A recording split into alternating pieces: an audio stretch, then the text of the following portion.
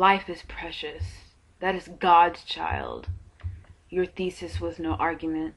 Your veil for your desire to control. Life is precious. How could you, baby killer? Yet you can never think of, or get to the root, or try to understand why I gaze at the clinic. Life is precious, and nobody is saying that it isn't. As if we find joy in it. As if abortion is an Olympic sport.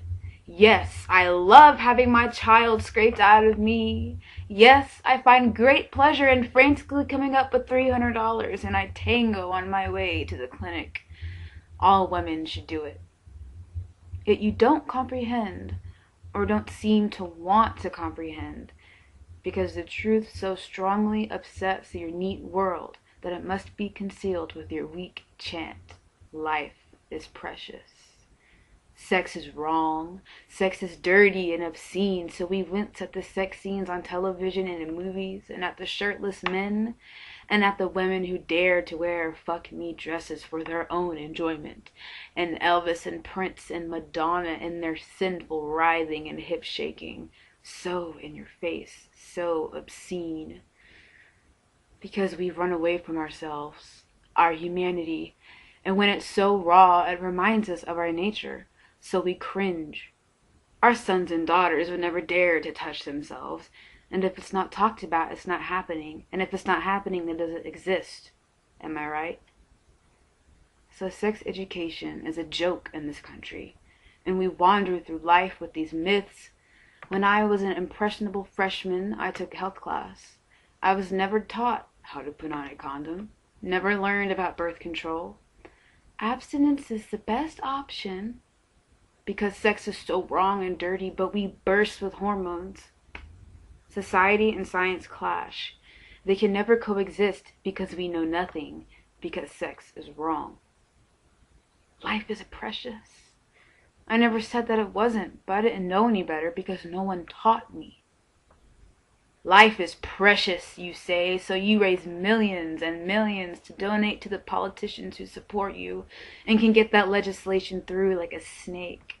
But not money to fund sex education, to prevent the abortions in the first place. Life is precious. You can give it up for adoption. Let's not forget the poor minority mothers. Give it up for adoption? Such a long process, adoption. And if no one wants that black baby or that Mexican baby, then what? Foster care? An angry child who may end up with mental health problems?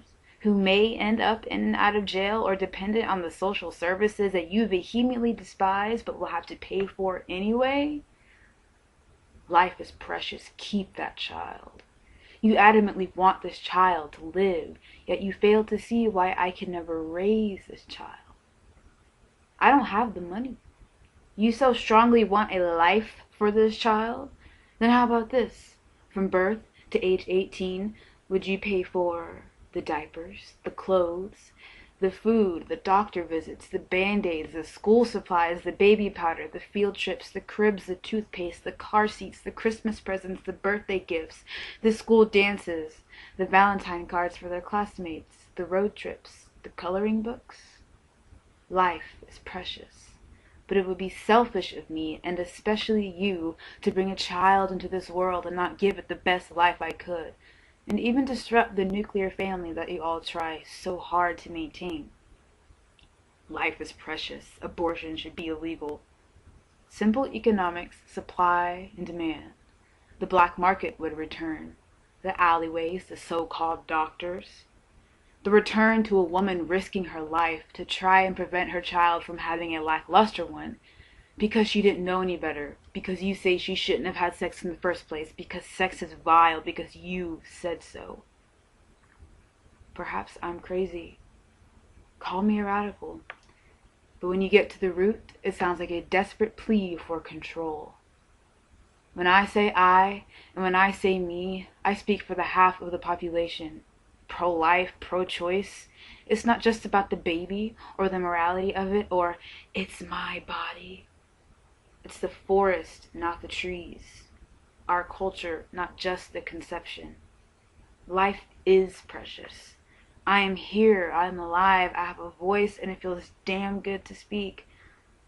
But it isn't so precious for my baby when I can't feed her vegetables and beans because I don't have the means, and instead she gets a lifetime supply of burgers and fries.